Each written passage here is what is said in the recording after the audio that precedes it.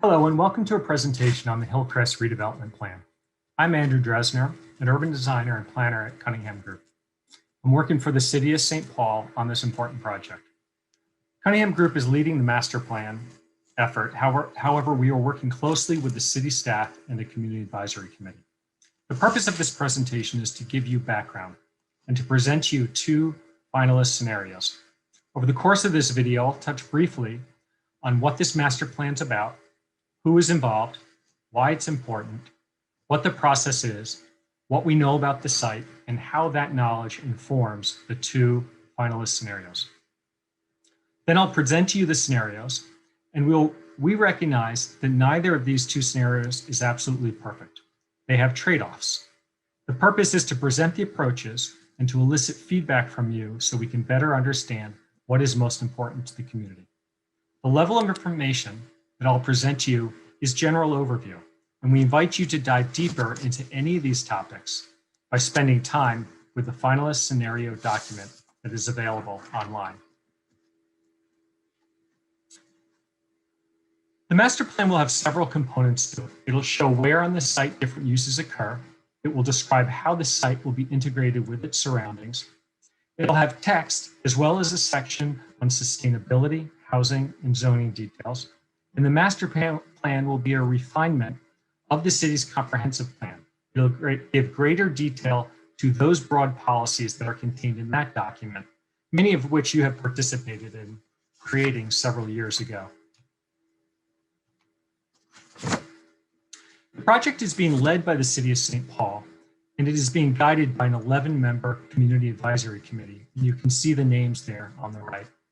We've been meeting with them monthly throughout the process, and the project is also being supported by a technical advisory committee, approximately 25 members from the city, the county, the watershed district, and other organizations that will have a role in implementation. It's important to note the site is owned by the St. Paul Port Authority, and they purchased the site in 2019 with the intent to develop it with a mix of uses. And finally, the project will be informed and developed for you, the public. So we are past the halfway point in the project. And in the last summer, we developed 4 basic approaches. We presented them to you in August. We combined the best ideas from those approaches, and today we will be presenting 2 finalist scenarios. The master plan document will be written throughout the spring and the summer, and we anticipate a pair of formal public hearings in the fall and winter before the master plan is officially adopted by the St. Paul City Council. Okay, so where is the site? The site is located at the corner of McKnight and Larpenteur Avenue at the northeast corner of the city. It's approximately 112 acres, which is approximately the same size as the Ford site. It's also located at the high point of Ramsey County, thus the name Hillcrest. Importantly, it is also part of larger systems that have influenced the development of the site over centuries. It's part of a watershed with hydrology that feeds the aquifer in nearby lakes and streams. It's also part of a savanna in which certain plant and animal species thrive, and is part of a migratory bird flyway. So what do we know about the site and what are some of its features? Today, the site is unused and it is being prepared for development. It's still the high point in the county, as indicated by the 2 plus signs on the map on the right. It has mature trees, wetlands, and ponds indicated in blue. It has rolling topography, some natural, some man-made. It generally slopes from the high point to a low point about 80 feet lower in the southeast corner of the site. The soils on the south portion of the site are conducive to stormwater infiltration because they are sandy, but that is less so the case on the northern portion of the site. It's also important to note that while the site may appear natural and green, it is also a heavily contaminated site. The soils along the former fairways and greens and tee boxes all have mercury contamination, which must be removed. This excavation is necessary to prepare the land for redevelopment and will likely result in the loss of many of the mature trees. Earlier, I mentioned that the site is part of several large natural systems, such as the watershed and the flyway. It's also part of several man-made systems, such as transportation, parks, and land use. This redevelopment plan will be integrated into those systems. Trails and sidewalks will extend through the site, intersections will align across McKnight and Larpenteur, and transit will be extended to and possibly through the site.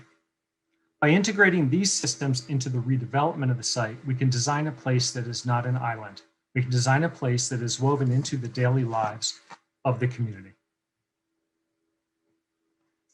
So what are some of the city and property owner priorities for this project? These priorities were established through the comprehensive plan, as well as the ordinance that enabled the purchase of the land. To ensure project viability, there is a target of around 1,000 jobs, 1,000 new housing units, and 20 acres of open space, of which 5 acres will be an active park with an athletic field, playground, and other programmable spaces.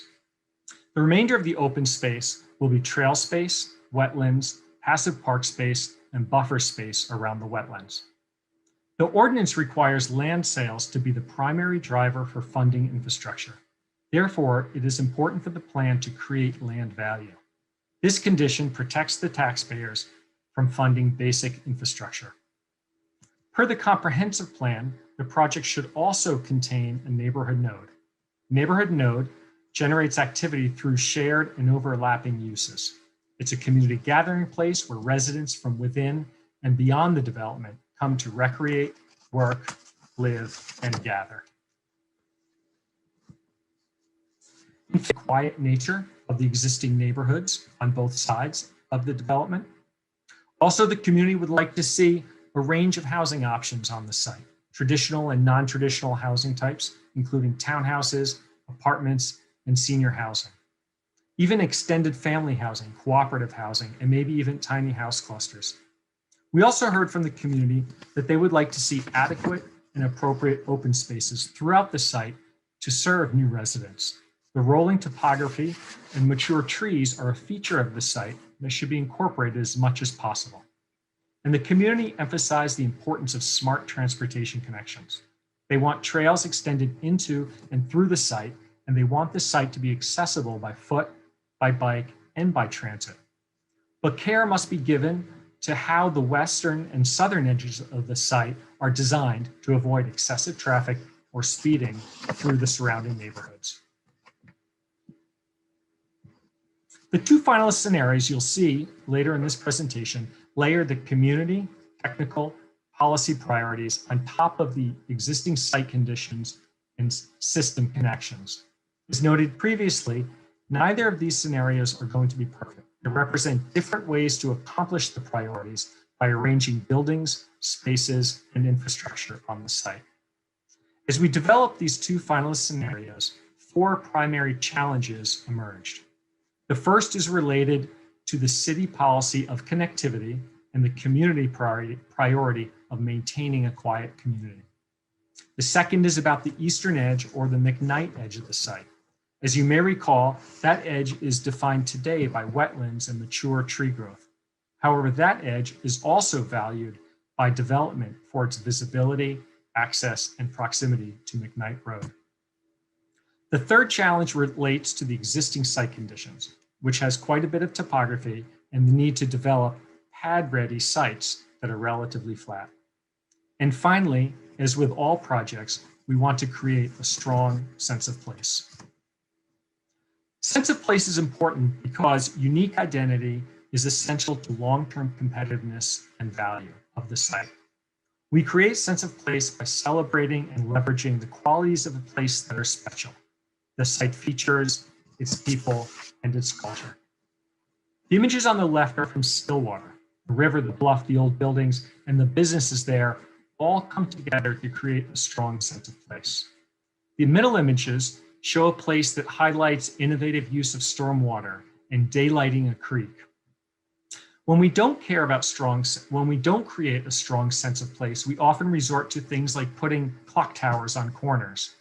The problem to this approach to creating a sense of place is someone can always build a bigger clock tower.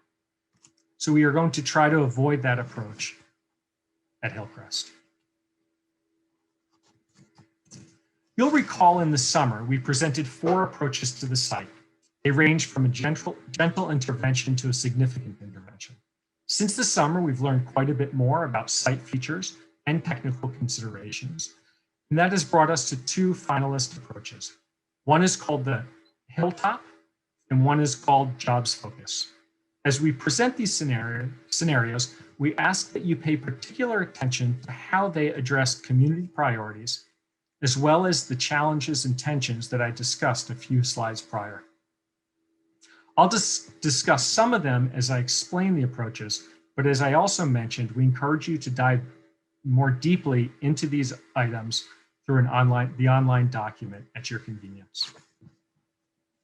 A final note before introducing the finalist scenarios. Both of them have a mix of uses, but they will vary between them. They each have employment uses that will be shown in purple. They each will have housing, which will be shown in yellow to dark orange. And they both will have active space, park space. Sorry, let's do this one again. Take 3. Sorry, Brett. Okay. A final note before introducing the finalist scenarios. They each will have a mix of uses, but the mix and the amounts will vary slightly between the 2 scenarios. They'll each have employment uses that will be shown in purple. They each will have housing that will be in yellows and oranges. And they both will have open space, which will be shown in greens and blues. And that will include active parks, passive parks, and wetlands. And then finally, they both will have a neighborhood node. And I discussed that earlier before. On this slide, you can see a few images that describe what some of these uses may look like. You're encouraged, however, to consider the qualitative aspects of how these land uses can contribute to a better east side. So for example, the purple land use is not just a building. It represents living wage jobs. And the green is not just a park. It is a place to gather, to relax, and exercise. So as you review these plans, we encourage you to take into account those qualitative aspects as well. On this slide, you can see the 2 finalist designs side by side. The Hilltop is on the left and the Jobs Focus on the right. They share many qualities, such as a north-south spine road, connections to Winthrop on the west edge, and connections to McKnight Road that will align with existing intersections.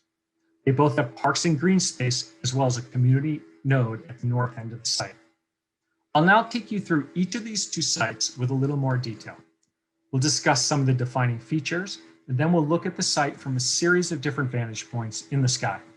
I'll point out some features, and then I'll show you how each of the plans measures up against the targets and the priorities that were discussed earlier.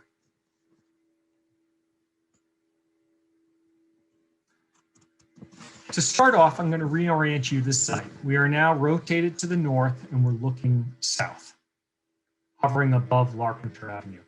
This is the existing conditions with a few of those existing features pointed out. The high point, the location of wetlands outlined in white, and then some of the more significant mature trees in yellow. Now you see the Hilltop alternative drawn into the site. In general, the Hilltop alternative does as the name suggests. It preserves a hilltop on the northern portion of the site, and it becomes the defining feature of the site. The hilltop rises about 40 or 50 feet. It is adjacent to an active park. It will become a place to enjoy long views across and beyond the site, as well as a sledding hill or a rolling hill in the summer. It's surrounded by medium density housing, perhaps some with retail shops or restaurants on the ground floor. The north-south spine road will bend around the hill and then connect south to Ivy, becoming the address for light industrial development.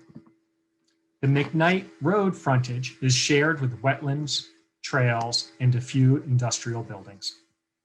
A note, though, about these three-dimensional illustrations. We could see a range of building types, styles, and sizes. They just illustrate what could plausibly be built under these alternatives. They are just illustrative. So now I'm going to rotate around the site so we can look at the edges. This view takes us down lower, still looking south. You can see the road bending around the hill. In general, the housing in the node will be between 3 and 6 stories. The second view for the hilltop rotates us around the site and looks at the site from hovering over McKnight Road. So Maplewood neighborhoods are off to our right, and of course Hillcrest is directly in front of us.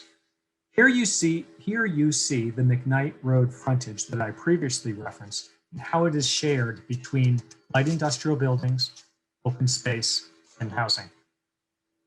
It's important to note that the light industrial buildings are flexible buildings and they will have a range of uses within them. They generally will be divided between distribution uses, production uses, and office uses. They generally would house stable companies, and they generally would have low barrier to entry living wage jobs. Port Authority will be developing all of the light industrial within the site, and they have a strong commitment to sustainability, particularly in the areas of stormwater and energy.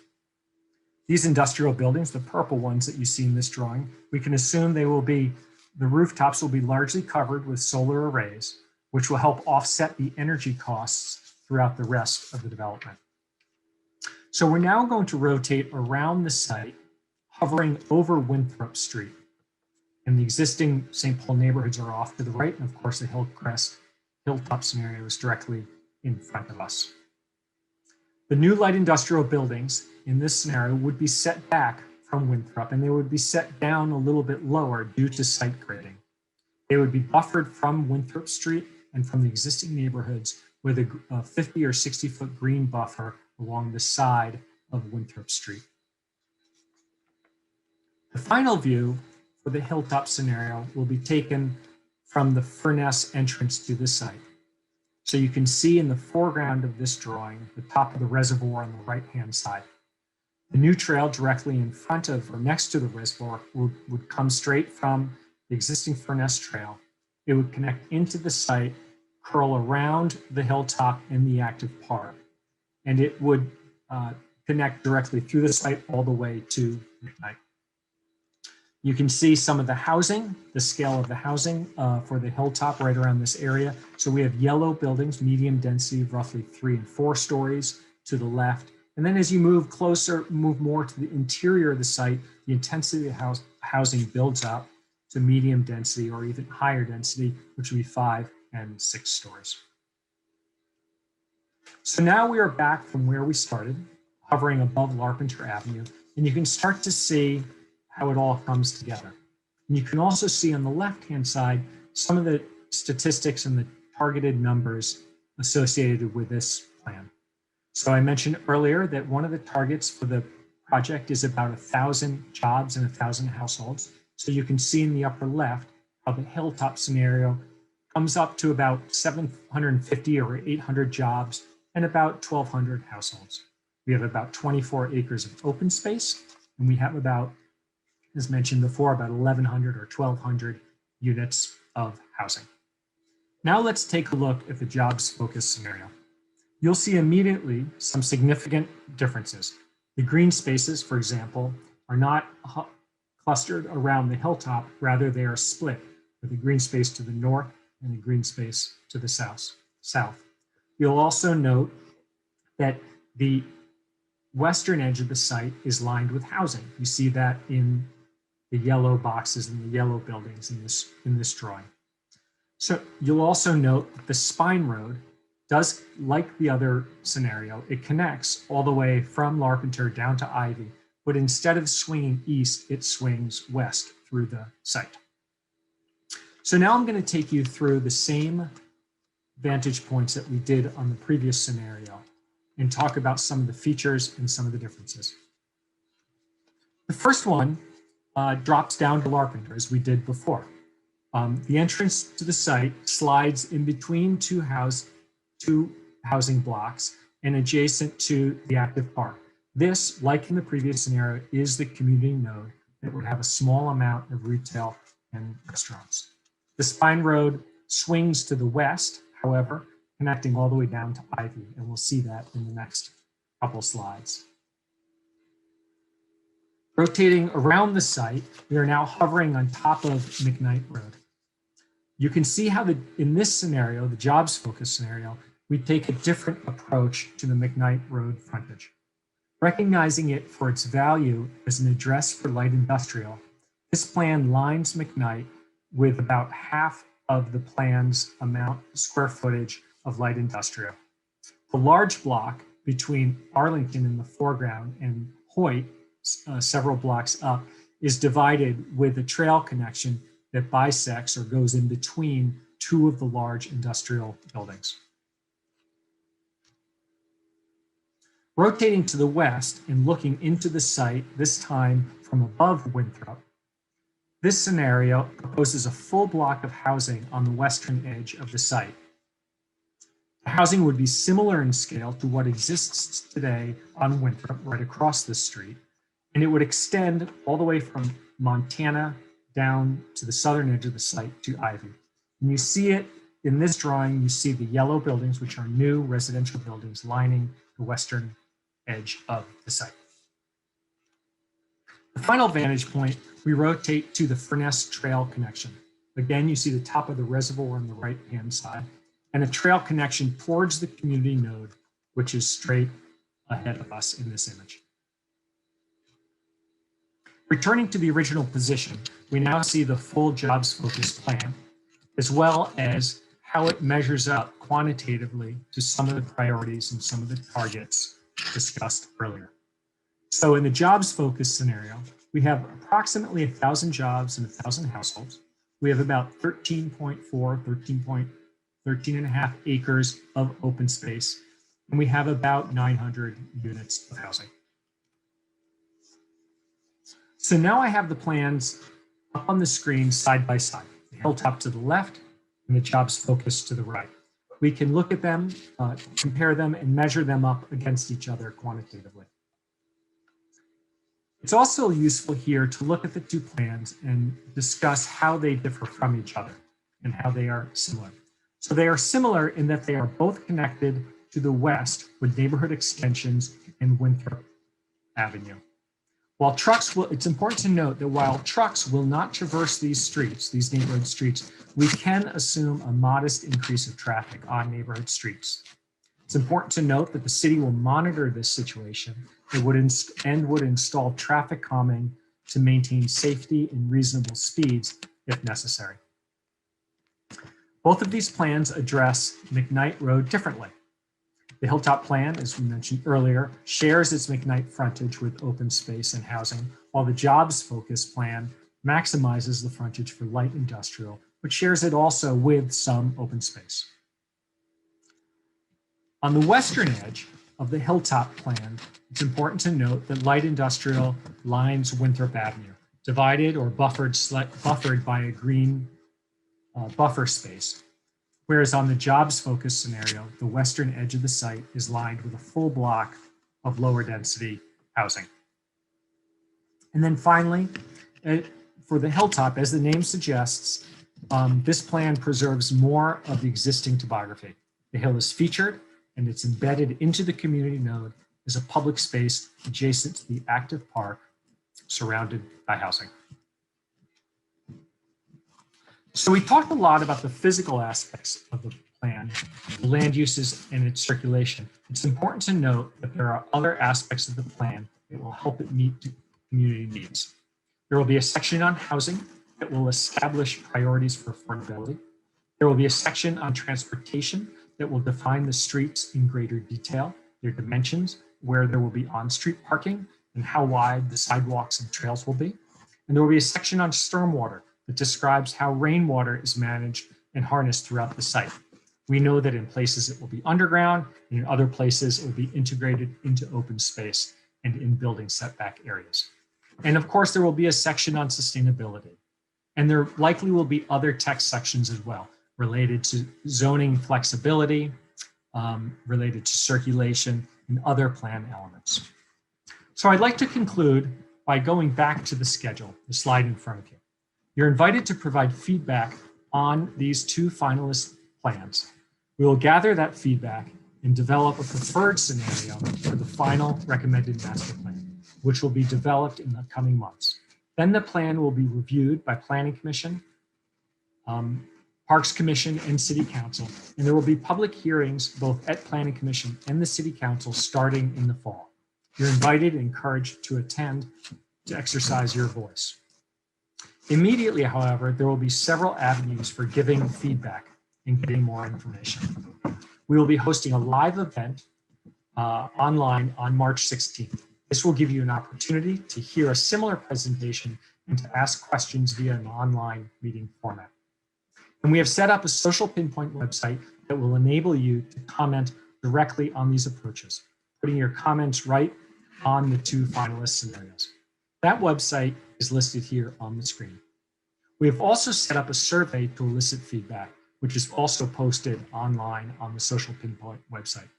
So I encourage you to review these materials in depth and to get your questions answered, and then to give us your feedback through any of these methods, preferably by April 16th. Thank you for your interest in this exciting project. We look forward to hearing from you.